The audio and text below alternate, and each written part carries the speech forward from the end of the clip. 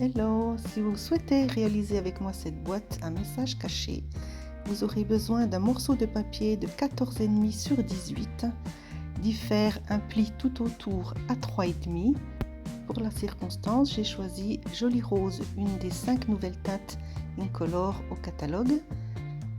Avec votre plioir en os, n'oubliez pas de bien former les arêtes. Et si vous souhaitez faire une encoche de préhension, c'est le moment. Avec la perfo, faites une demi-lune sur un des petits côtés. Ce sera beaucoup plus facile pour ouvrir la boîte une fois qu'elle sera finie. C'est le moment d'encoller les petites ailettes. Vous pouvez les laisser telles quelles comme j'ai fait, mais sinon vous pouvez les réduire de moitié. Ça n'a pas trop d'importance. Et voilà, le fond de la boîte est déjà prêt. On va réserver. Et pour faire le bandeau, vous aurez besoin d'une pièce de 11 sur 24,3 et de faire 4 plis. Le premier à 1,5, le deuxième à 5,2, le troisième à 12,9 et le dernier à 16,6 cm. Un petit coup de plioir en os pour bien marquer les arêtes. Et il n'y a plus qu'à encoller l'ailette de 1,5 cm pour faire le bandeau.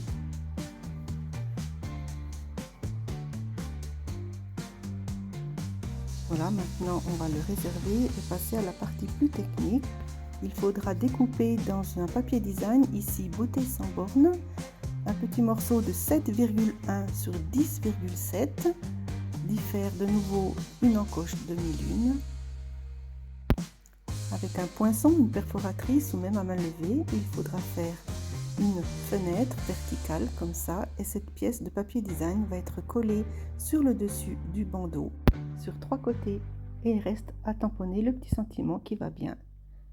Alors maintenant, pour la petite carte, vous aurez besoin d'un morceau de papier de 6,5 sur 9 cm environ. Vous pouvez le glisser et si ça résiste, n'hésitez pas à retirer quelques millimètres.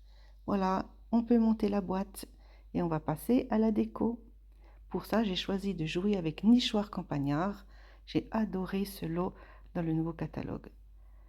Quelques éléments tamponnés, découpés et aussi coloriés avec les feutres à alcool.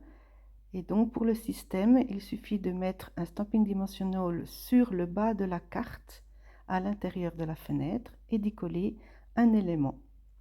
On vérifie si tout fonctionne et on peut terminer la déco.